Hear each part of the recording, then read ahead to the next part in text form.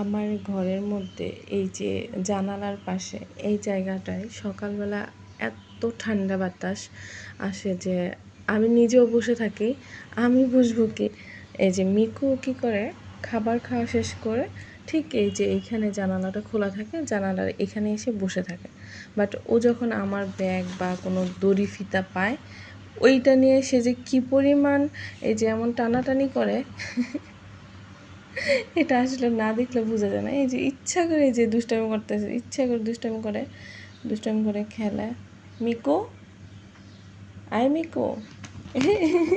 এটা আমাকে ইমপ্রেস করতে চায়, মানে ও আমার সাথে খেলবে। এই যে এগুলো করে। এখন ও লাফালাফি করবে, আমি ওর সাথে খেলবো, মেনলি ব্যাপারটা হচ্ছে এরকম। বাট আমি ওর সাথে খেলবো না, কারণ আমি এখন অফিসে যাব, আমার হাতে সময় অনেক কম। আই ছাড়ো, আমার ব্যাগ ছাড়ো।